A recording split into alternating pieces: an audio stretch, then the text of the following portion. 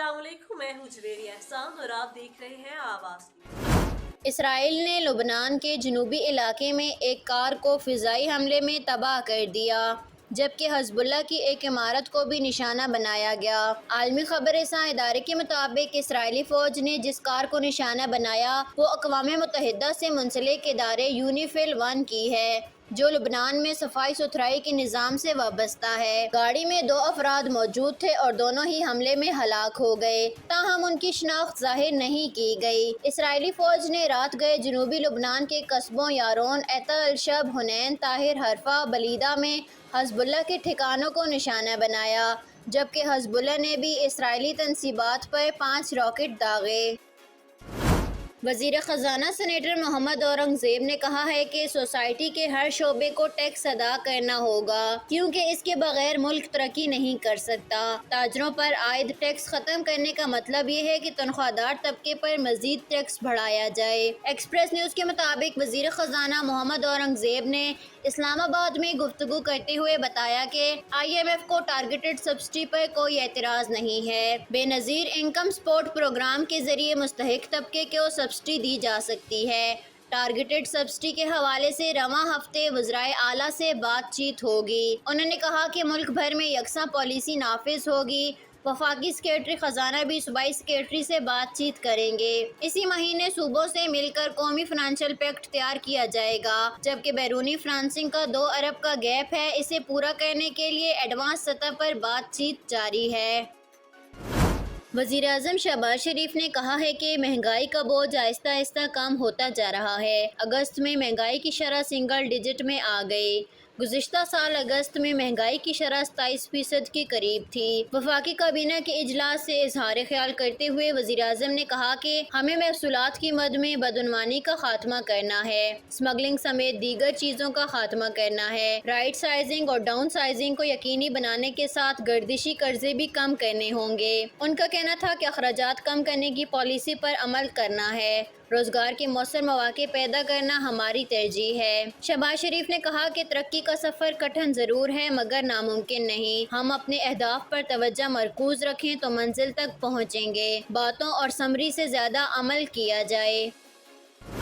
चीन में स्कूल के दरवाजे पर खड़े बच्चों को उनकी बस ने कुचल दिया।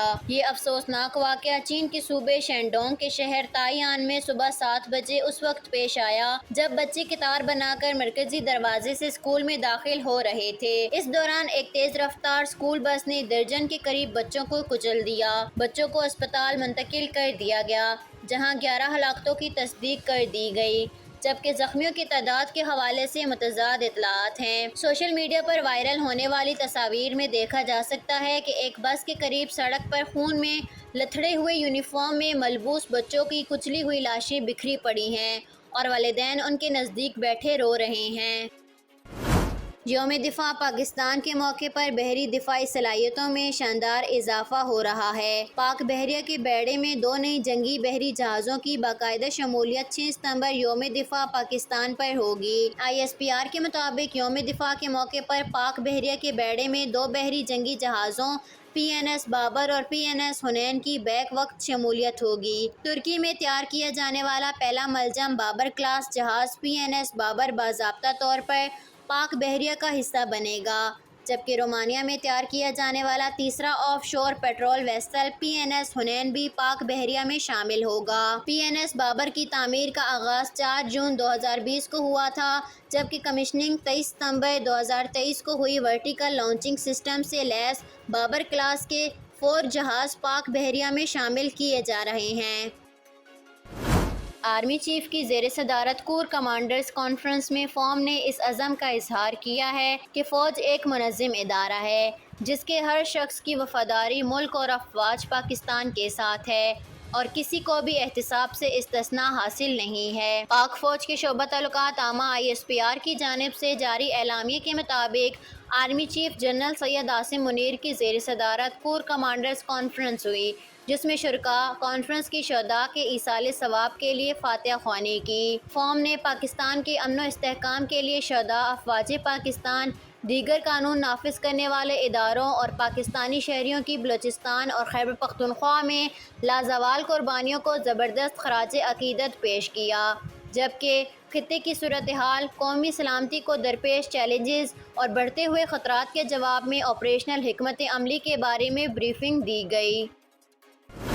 وزیر خزانہ محمد اورنگزیب نے کہا ہے کہ یہاں 43% شعبے 1% سے بھی کم ٹیکس دیتے ہیں۔ تنخواہ دار طبقہ جی ڈی پی میں اپنا حصے سے زیادہ ادا کر رہا ہے۔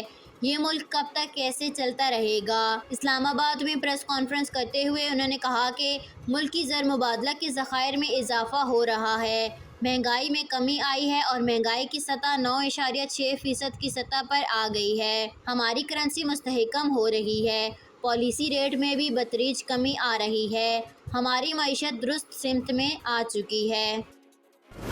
بنگلہ دیش سے ہوم ٹیسٹ میں تاریخی وائٹ واش ہونے پر پاکستان ٹیم کے کپتان شان مسعود نے قوم سے معافی مانگ لی۔ راولپنڈی میں پریس کانفرنس کرتے ہوئے ٹیسٹ کپتان شان مسعود نے کہا کہ بنگلہ دیش سے شکست پر ہم قوم سے معافی مانگتے ہیں، لیکن بحیثیت قوم ہمیں ٹیسٹ کرکٹ کی طرف سوچنا ہوگا کہ کیسے بہتر کیا جائے۔ شان مسعود نے بتایا کہ سارا اسکواڈ میری مرضی اور مشاورت سے سلیکٹ ہوا تھا۔ ٹیسٹ کرکٹ میں ذہنی پختگی اور تجربے کی ضرورت ہوتی ہے۔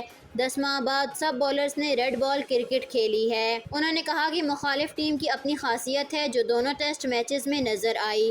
دونوں میچ میں 26 رنز پر 6 آؤٹ سے بنگلہ دیش کھیل میں واپس آیا اور پہلے ٹیسٹ میں 260 کی برتری میں 5 آؤٹ تھے۔ دونوں میچز میں برتری حاصل کر کے جیت نہیں سکے۔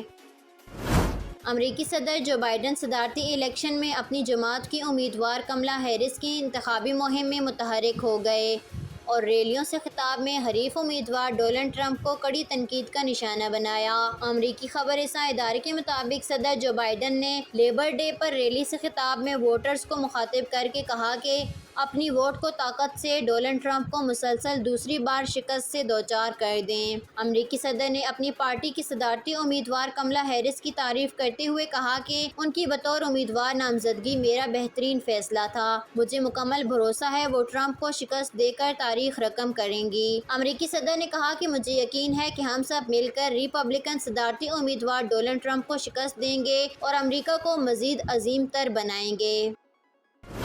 مقبوضہ کشمیر میں بھارتی فوجی اڈے کے نزدیک حملے میں ایک اہلکار شدید زخمی ہو گیا تھا جس نے دوران علاج ملٹری اسپتال میں دم توڑ دیا۔ بھارتی میڈیا کے مطابق جموں کے علاقے میں سنجوان فوجی اڈے کے نزدیک بھارتی فوج پر حملہ کیا گیا۔ حملہ اتنا اچانک کیا گیا تھا کہ سنبھلنے کا موقع نہیں مل سکا۔ فائرنگ کی آواز سنتے ہی بھارتی فوجی اڈے میں افراتفری مچ گئی، افسران کی دوڑیں لگ گئیں اور اہلکار خوفزدہ ہو کر اپنے کمروں میں چھپ گئے۔ حملہ آور کی تعداد 1 سے زائد تھی جو کارروائی کے بعد بآسانی فرار ہو گئے، جس کے بعد بھارتی فوج کے افسران جائے وقوع پر پہنچے تو ایک اہلکار کو شدید زخمی حالت میں پایا۔ زخمی اہلکار کو قریبی ملٹری اسپتال منتقل کیا گیا جہاں اس نے خون زیادہ بہہ جانے کے باعث دوران علاج دم توڑ دیا۔